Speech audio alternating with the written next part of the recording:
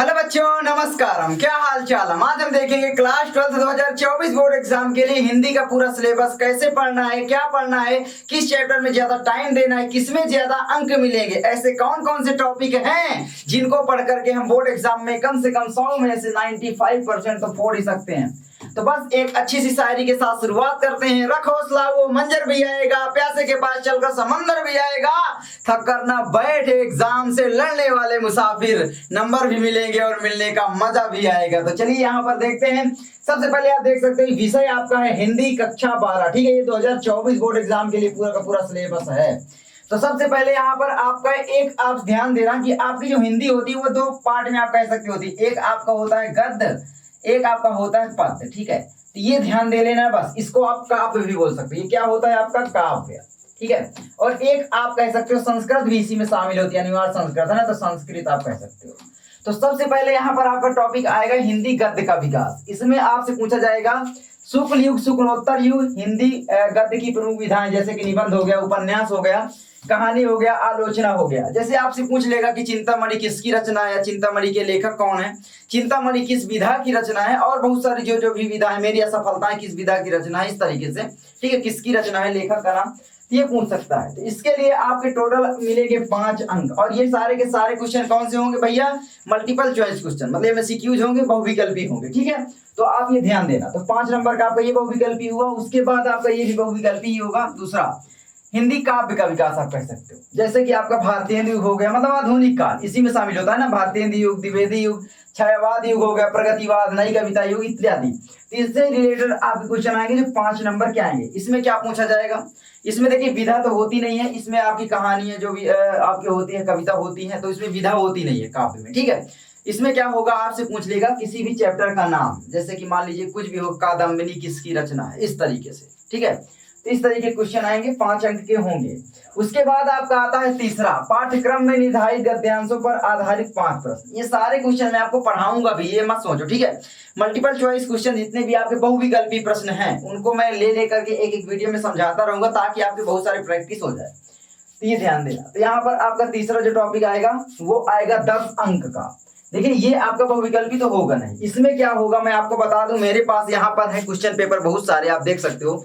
ठीक है, इसमें से मैं हिंदी का ले लेता हूँ। तो इसमें आपका जो क्वेश्चन रहेगा ना तीसरा, वो यहाँ पर तीसरे में देखिए इस तरीके का क्वेश्चन कुछ पूछा जाएगा। अगर आपको दिखाई देगा तो मैं आपको जूम करके दिखा दूंगा। मतलब कि भैया एक आपको पूरा आपकी जो पाठ्य पुस्तक में चैप्टर रहेंगे उनमें से, गद्य में से, उसमें से एक आपका चैप्टर से पार्ट दे देगा। उसके सबसे पहले क्या होगा, 5 प्रश्न उससे रिलेटेड पूछा जाएगा और 10 अंक का होगा। मतलब कि भैया सबसे पहले तो आपका भाई शीर्षक पूछा जाएगा, मतलब लेखक का नाम। ठीक है, लेखक का क्या नाम है, चैप्टर का क्या नाम है। उसके बाद एक व्याख्या आनी ही आनी है। और उसके बाद जो 3 प्रश्न रहेंगे वो टुच्चे से रहेंगे बिल्कुल, मतलब 6 नंबर के, तो वो तो आप आराम से कर लोगे बिल्कुल। उसी को जब पढ़ोगे तो उसी में से हो जाएंगे।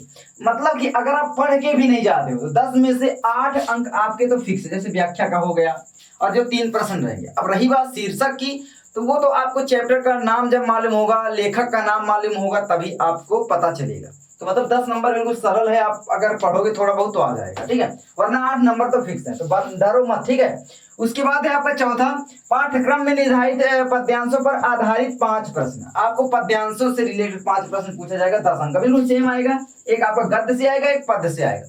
इसमें भी शीर्षक पूछा जाएगा, व्याख्या पूछी जाएगी और 3 प्रश्न पूछे जाएंगे, बस यही होगा। ठीक है, उसके बाद आपका आता है देखिए 5वें का, इसमें आपका संकलित गद्य के पाठों के लेखों का साहित्यिक परिचय। साहित्यिक परिचय ज्यादा पूछा जाता है, जीवनी भी पूछ सकता है, कभी कभी केसेस में पूछ लेता है, वरना दोनों आप याद कर सकते हो। साहित्यिक परिचय ज्यादा पूछा जाता है, कृतियां पूछ लेगा और भाषा शैली क्या है, मतलब साहित्यिक परिचय में ही शामिल हो जाती है जीवनी, कृतियां। ठीक है, भाषा शैली क्या है।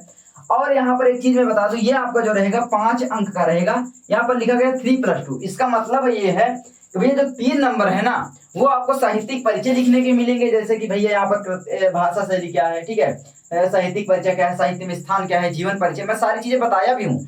जैसे कि यहाँ पर वासुदेव शरण अग्रवाल का फर्स्ट चैप्टर आता है ना, तो उसका जीवन परिचय मैंने अपने सेकंड चैनल हिंदुस्तानी क्लासेस पर डाल दिया है, जाकर देख सकते हो, बहुत ही अच्छा है। ठीक है, अगर आपको चाहिए जीवन परिचय तो आप मेरे हिंदुस्तानी क्लासेस चैनल पर जाइए, वहां पर सारे जीवन परिचय आपको मिल जाएंगे। तो ये चीज है। तो 5 नंबर ये है। उसी तरीके से पद से भी पूछा जाएगा, कवि परिचय, कवि परिचय में भी साहित्यिक परिचय पूछा जाएगा, जैसे कि वही चीज है। ठीक है, तो इसमें आपका क्या है भैया, 5 नंबर का ये भी रहेगा। अब यहाँ पर जो 2 अंक पूछे जाते हैं वो रचनाएं लिखने के पूछे जाते हैं, ठीक है, तो 2 अंक आपकी रचनाएं की मिलेंगे। उसके बाद छठवां है आपका कहानी चरित्र चित्रण, कहानी के तथ्य एवं तथ्यों पर आधारित प्रश्न आपसे पूछे जाए, मतलब जो कहानी होगा आपका कथा साहित्य वो 5 नंबर का होगा। 5x1 लिखा गया है, मतलब आपके 5 क्वेश्चन पूछे जाएंगे एक एक नंबर के, ठीक, उसी से रिलेटेड कुछ भी पूछ लेगा। तो इस तरीके से तो ये आपका एमसीक्यूज नहीं होंगे, ठीक है, यहाँ पर लिखा नहीं गया कहीं पर एमसीक्यूज होंगे, तो यहाँ पर क्वेश्चन ही पूछेगा। उसके बाद आपका आता है 7वां खंड काव्य। खंड काव्य आपका जो रहेगा वो आपका भाई अपने सर से पूछ लेना, सर हमारे यहाँ कौन सा खंड काव्य लगता है, क्योंकि मैं नहीं बता सकता, क्योंकि मेरे से बहुत सारे स्टूडेंट पढ़ते हैं ना पूरे जिले के, मतलब समझ लो यूपी के 75 जिले हैं पूरे जिले के, मैं नहीं बता सकता हूँ, इसलिए बात है। तो अपने एक कठिनाई करो कि भाई अपने सर से पूछ लो कि सर हमारे यहाँ कौन सा खंड काव्य लगता है, तो बस उसी को तैयार कर लेना, वही आएगा। तो 5 नंबर का आपका खंड काव्य होगा। अब ये देखिए यहाँ पर 5x1 दिया है, मतलब 5 प्रश्न उसी से रिलेटेड कुछ भी पूछ सकता है, बहुत ही अच्छे से आपको पढ़ना है। उसके बाद चलिए आगे बढ़ते हैं, आगे आपका आता है यहाँ पर देखिए, ठीक है, 7वें का यहाँ पर दिया गया था जो ये सारी चीजें पूछ सकता है कुछ भी, है ना। उसके बाद आपका है 8वें का इसमें पाठ्य पुस्तक के निर्धारित पाठों के संस्कृत गद्य का संदर्भ सहित हिंदी में अनुवाद, देखिए 7 नंबर का है, मतलब आपको संस्कृत गद्यांश का हिंदी में अनुवाद करना होगा, सिंपल, और कुछ नहीं करना। संस्कृत में कुछ भी वाक्य दे देगा आपके चैप्टर से जो भी होंगे, उसी में से आपको अनुवाद करना होगा, आप बना बना कर करना सीख लेना, आराम से पूरे नंबर मिल जाते हैं, कोई दिक्कत नहीं इसमें, ठीक है। तो ये देख लीजिए बहुत ही सरल है। अब उसके बाद आपका इसी तरीके से पद से दे देगा, श्लोक देगा, श्लोक का भी हिंदी में अनुवाद करना पड़ेगा, वो भी आपका 7 अंक का होगा, ठीक है। उसके बाद आपका 9वां टॉपिक आता है पाठों पर आधारित अति लघुत्तरीय प्रश्न आपसे पूछेगा, संस्कृत में उत्तर देना है आपको, संस्कृत में प्रश्न पूछेगा, संस्कृत में उत्तर देना है। 2 प्रश्न पूछे जाएंगे, तो दोनों अगर आप उत्तर देते तो 4 अंक आपको मिलेंगे, मतलब 4 रहेंगे, उनमें से कोई 2 प्रश्नों को उत्तर आपको देना पड़ेगा, इस तरीके से। उसके बाद आपका काव्य सौंदर्य, काव्य सौंदर्य आप जानते हो ना, रस छंद अलंकार, ये सारी चीजें होती है जो काव्य सौंदर्य होती है। काव्य की शोभा बढ़ाने वालों क्या कहते हैं, अलंकार, है ना, मतलब काव्य की जो शोभा बढ़ाते हैं, जैसे रस भी शोभा बढ़ाते हैं, अलंकार भी बढ़ाते हैं, छंद भी बढ़ाते हैं, सारी चीजों का अपना अपना विशेषताएं होती हैं। तो सभी आप रस अगर आप पढ़ोगे, सभी रस का मतलब क्या है भैया, सभी रस, है ना, करुण रस, हास्य रस, और भी जितने भी रस हैं, ये सारी चीजें अगर आप पढ़ते हो तो यहाँ पर आपको मिलेंगे 2 अंक, ठीक है। उसके बाद आपका अलंकार का भी मिलेगा, जैसे शब्दालंकार और अर्थालंकार। शब्दालंकार में अनुप्रास यमक श्लेष पढ़ना पड़ेगा, अर्थालंकार में उपमा रूपक उत्प्रेक्षा, जो कि आपने 10th में भी पढ़ा है, संदेह भ्रांतिमान अनन्वय ऐसे प्रतीक दृष्टांत तथा अतिशयोक्ति। इतने अलंकार के लिए आपको 2 अंक इसके भी मिलेंगे, मतलब रस के लिए 2 अंक, अलंकार के लिए 2 अंक। उसके बाद आपका आता है छंद, छंद में भी आपको 2 अंक मिलेंगे। छंद में आपसे मात्रिक छंद, जैसे कि चौपाई हो गया, दोहा, सोठा, रोला, कुंडलिया, है ना, हरि गीतिका, पैरव। मात्रिक छंद मतलब भैया मात्रा के द्वारा जो शोभा बढ़ाते हैं ना, मात्रा से रिलेटेड होते हैं, वो मात्रिक छंद होते हैं। वर्ण वृत्ति मतलब वर्ण जो दोहराई जाते हैं उसमें जो छंद आता है, तो वर्ण वृत्ति उसको बोलते हैं। जैसे कि भैया हो जाता है इंद्र विजा, ये उपेंद्र, ये पढ़ सकते सवैया, है ना, ये सारी चीजें, सुंदरी। उसके बाद आपका आता है मुक्तक छंद, ठीक है, मनहर, ये आप देखिए इसके भी 2 अंक ही मिलेंगे आपको, ठीक है। उसके बाद चलिए आगे बढ़ते हैं, तो आगे आपका जो आता है बच्चों वो आता है, यहाँ पर मैं आपको दिखा दूं। उसके बाद सबसे इंपॉर्टेंट आपका आता है 11वां टॉपिक, वो होता है आपका, ठीक है, निबंध। भैया निबंध आपका जो आता है वो आता है 9 नंबर का, इसीलिए मैं बोल रहा हूँ निबंध बहुत ही सरल चीज है। आप बस यही एज्यूम कर लेते हो भैया कठिन है, कैसे याद करेंगे, बोलते हैं भैया हम निबंध याद कैसे करें। भैया निबंध याद नहीं किया जाता, निबंध को केवल और केवल पढ़ करके अपने से बनाया जाता है, अपने शब्दों को वहां पर उतारना होता है। अगर रट के लिखोगे तो पूरे अंक मिलेंगे भी नहीं, एग्जामिनर को पता चल जाएगा कि बच्चे ने केवल रट कर लिखा है। अगर आप बना बना कर अच्छे अच्छे वर्ड उसमें डालते हो तो ओबियसली सी बात है पूरे नंबर मिलेंगे, चाहे मैं कॉपी चेक करूं चाहे कोई भी चेक करे। बात एक ही है, तो कोई भी देखता है तो वही देखता है कि भाई आप रट के लिखे हो या अपने से बनाकर कितनी चीजें आप अपने दिमाग से लिख सकते हो। ओबियसली सी बात है आप अपने से लिखोगे तो मतलब कि आपको आ रहा है तो आपको नंबर तो मिलेंगे ही मिलेंगे। तो ये है, ठीक है। तो जैसे कि भैया जो निबंध पूछे जाएगा वो पूछा जाएगा जनसंख्या पर, पर्यावरण पर, स्वस्थ शिक्षा पर, ठीक है, स्वस्थ पर, शिक्षा पर निबंध पूछे जाएंगे। उसके बाद आपका आ जाता है संस्कृत व्याकरण। संस्कृत व्याकरण में आप देख सकते हो संधि पूछी जाएगी, व्यंजन, विसर्ग, समास, शब्द रूप, धातु रूप, प्रत्यय, तद्धित प्रत्यय के 2 रूप होते हैं, कृत प्रत्यय और तद्धित प्रत्यय, ये सारी चीजें पूछी जाएंगी। अब यहाँ पर देखो, ठीक है, सबसे पहले संधि, संधि में आपका 3 अंक का रहेगा और ये आपका जो रहेगा यहाँ पर वस्तुनिष्ठ प्रश्न, मतलब समझ रहे हो, बहुविकल्पी प्रश्न ही पूछे जाएंगे। 1 × 3 दिया, मतलब 3 अंक के बहुविकल्पी प्रश्न यहाँ पर आएंगे। उसके बाद आपका व्यंजन में आप देख सकते हो इतने सारे व्यंजन हैं, ठीक है, और यहाँ पर ये भी है, विसर्ग है, और उसके बाद ये समास, इतनी चीजों के लिए आपको मिलेंगी ये देखो 2 अंक, है ना। उसके बाद आपका 13 है शब्द रूप। शब्द रूप में आपका संज्ञा सर्वनाम, और ये संज्ञा है ये सर्वनाम, इनको आप तैयार करोगे तो इसके लिए भी मिलेगा आपको 2 अंक, ठीक है। उसके बाद यहाँ पर आता है आपका धातु रूप। धातु रूप में आपका आएगा लट लकार, लोट लकार, विधिंग लकार, लंग लकार, लट, ये सारी चीजें, है ना। और यहाँ पर दाक्र, चुर, स्थापा और इनका, तो इसके लिए आपको मिलेंगे 2 अंक। उसके बाद आपका आता है प्रत्यय। प्रत्यय में आपका आएगा भैया ये पहला आपका कृत प्रत्यय और तद्धित प्रत्यय, 2 ही रूप होते हैं, 2 रूप 2 ही रूप होते हैं प्रत्यय के। तो ये इसके लिए आपको कितने अंक मिलेंगे, ये दोनों के लिए आपको मिलेंगे 2 अंक। देख रहे हो ना प्रत्यय कितना सरल है। उसके बाद आपका चलिए आगे बढ़ते हैं। आगे आपका आता है प्रत्यय के बाद, ठीक है, मैं थोड़ा अभी प्रैक्टिस नहीं है। प्रत्यय के बाद आपका क्या आएगा बच्चों, तो उसके बाद आपका आता है ये देखिए, यही प्रत्यय सारे दिए हैं, विभक्ति परिचय, है ना। अब उसके बाद हिंदी वाक्यों का संस्कृत में आपको अनुवाद करने होंगे। कोई भी 2 वाक्य दे देगा, 4 वाक्य वैसे देता है, 2 वाक्य का करना होगा। और कोई भी 2 वाक्य अगर आप करते हो तो उसके लिए आपको मिलेंगे टोटल 4 अंक, मतलब 1 वाक्य के अनुवाद में आपको मिलेंगे 2 अंक, है ना। तो 4 अंक आपका ये हो जाता है। तो इतने सारी चीजें, बस आपका यहाँ पर भैया कितने नंबर आपको मिलने वाले हैं, तो भैया 100 में से 100 नंबर मिलेंगे। 100 में से आपके 100 नंबर ऑब्वियसली सी बात है आपको मिलेंगे। अगर इतने नहीं मिलते तो 100 में 95 की गारंटी मैं दिलाता हूं। अगर आप पढ़ाई करते हो अच्छे से, जो मैं बताता हूं, थोड़ा सा पढ़ना पड़ेगा हिंदी, और आप इतने अंक अपने मार्कशीट में ले के आओगे, गारंटी है। चलो अब देख लेते हैं कि आपके पाठ्य पुस्तक में कौन कौन से चैप्टर आपको पढ़ने हैं, सामान्य हिंदी के मैं बता रहा हूं, ठीक है। तो यहाँ पर आप ध्यान देना, जैसे कि देखो, अब एक चीज मैं आपको बताना चाहूंगा, आप बोलोगे भाई संस्कृत भी पढ़ना पड़ेगा, तो बिल्कुल पढ़ना पड़ेगा। और दूसरी बात मैं आपको बता दूं कि देखिए सामान्य हिंदी थोड़ा सा सरल होती है। दूसरी बात, आप संस्कृत में ज्यादा ध्यान नहीं दोगे, मैं जानता हूँ फिजिक्स, केमिस्ट्री, मैथ, ये चीजें पढ़ने वाले बच्चे इनमें थोड़ा कम ध्यान देते हैं। पढ़ना चाहिए, मैं नहीं बोल रहा हूँ, अगर आपके इसमें कम नंबर आते हैं तो आप उसमें आप कर लोगे। तो आप मस्त से पढ़ाई करो, बस आपको डरना नहीं है, सरल होते हैं, बस ये दिमाग में बैठा लो। अगर आप अपने दिमाग को बार बार बोलोगे कठिन है कठिन है, तो वो ऑब्वियसली इस बात है कठिन बन जाएगा। तो सरल बोलो अपने दिमाग को कि सरल है। अब यहाँ पर देखिए, जैसे कि आपका ये है आपका गद्यांश, ठीक है, क्या है आपका ये आपका गद्यांश।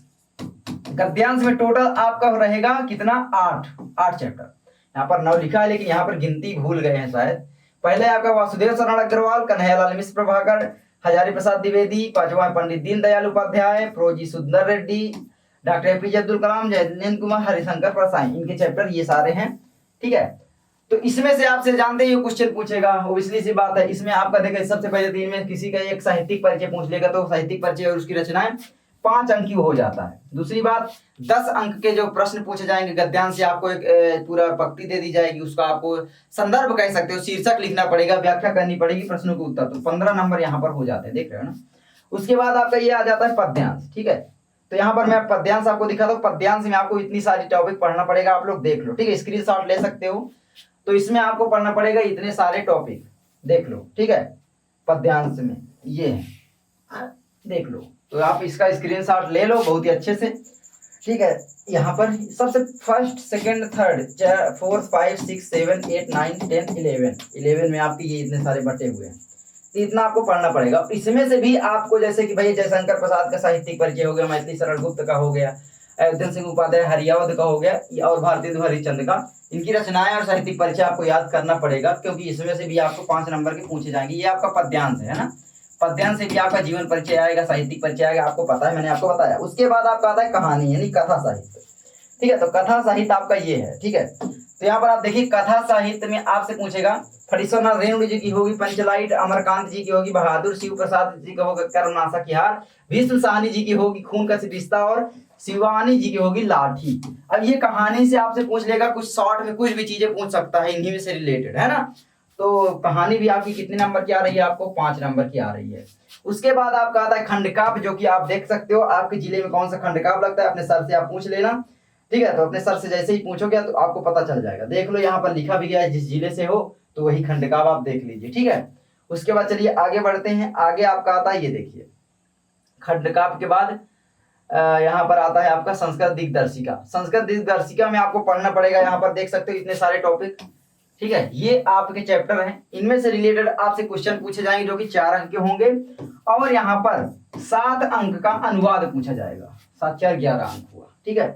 चलिए इतना आपका हुआ। उसके बाद आपका संस्कृत पद्यांश भी होगा, तो चलिए संस्कृत पद्यांश आपको दिखा देते हैं। संस्कृत पद्यांश यहाँ पर यही है संस्कृत पद्यांश, हाँ इसी में पद्यांश भी शामिल रहेगा, है ना, इसी में रहेगा।